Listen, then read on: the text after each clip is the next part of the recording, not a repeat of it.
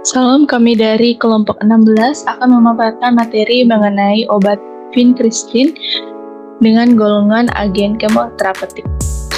Adapun nama-nama dari kelompok kami ialah sebagai berikut.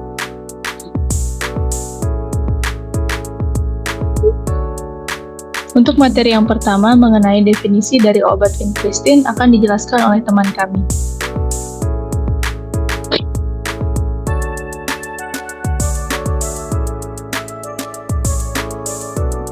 Baik, di sini saya akan menjelaskan mengenai definisi dari vincristine. Vincristine merupakan obat kemoterapi yang digunakan untuk mengobati berbagai jenis kanker, termasuk leukemia, limfoma, neuroblastoma, dan tumor Wilms, dengan nama generik yaitu vincristine dan nama paten Markibo. Selanjutnya, gambar sediaan dan bentuk obat. Vincristine tersedia dalam bentuk cairan injeksi atau vincristine sulfate injection dalam vial 1 ml dan 2 ml. Sediaan ini bersifat sekali pakai dan hanya boleh digunakan secara intravena. 1 ml cairan injeksi vincristine mengandung 1 mg vincristine sulfate. Selanjutnya, golongan dan klasifikasi.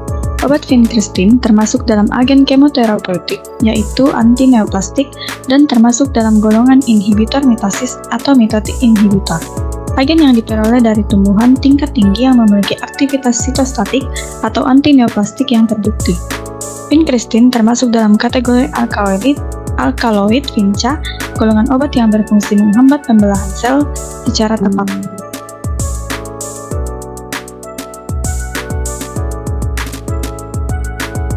Baiklah, berikutnya kita akan masuk ke dalam indikasi dan juga kontraindikasi dari obat vincristine ini.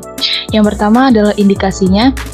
Menurut Food and Drugs Administration atau FDA, indikasi dari vincristine sendiri adalah untuk akut limfotik leukemia atau disingkat ALL, kemudian ALL sel B, limfoma, Burkitt, limfoma Hodgkin, neuroblastoma, rhabdomyosarcoma, dan tumor Wilms.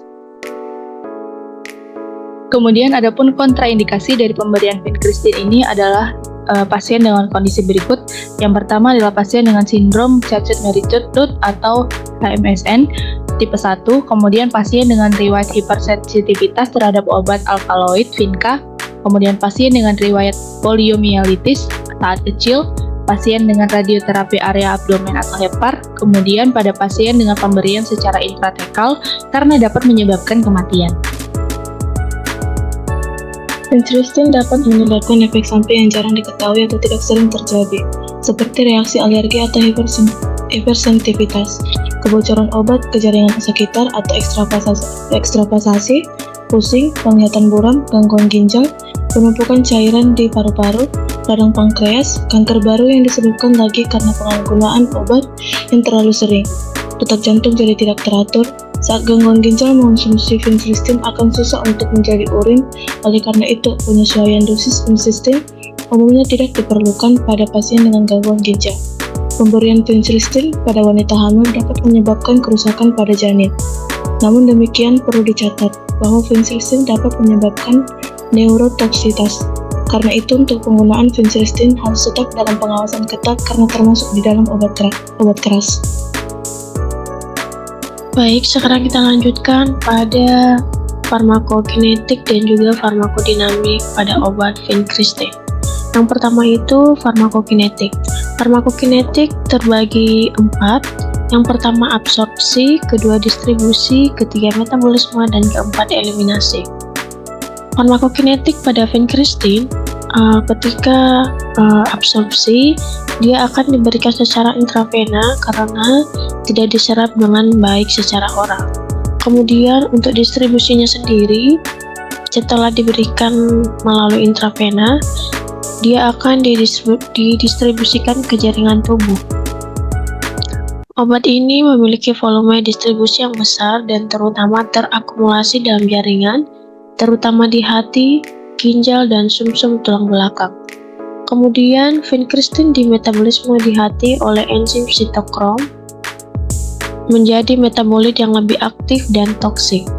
Kemudian, ekskresi dari vincristine sendiri sebagian besar melalui empedu dan feses. Waktu paru eliminasi terminalnya sekitar 19-155 jam, tergantung pada pasien dan juga kondisinya. Kemudian farmakodinamik vincristine. Yang pertama, mekanisme aksi vincristine. Vincristine bekerja dengan menghambat polimerisasi tubulin menjadi mikrotubulus yang sangat penting untuk pembelahan sel. Dengan mengganggu mikrotubulus, vincristine menyebabkan penghentian mitosis pada fase metafase sehingga menghambat proliferasi sel kanker. Kemudian yang kedua itu efek terapeutik. Vincristine efektif pada berbagai jenis kanker, termasuk leukemia limfoblastik akut, limfoma Hodgkin dan non-Hodgkin, serta beberapa jenis tumor padat. Kemudian efek sampingnya yang utama dari vincristine adalah neurotoksisitas yang dapat menyebabkan neuropati perifer.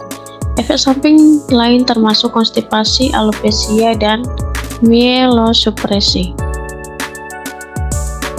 Oke, selanjutnya, adapun dosis dari Markibo atau Vincristine dewasa yang biasa untuk penyakit ganas, dosis yang disarankan pabrikan 1,4 mg atau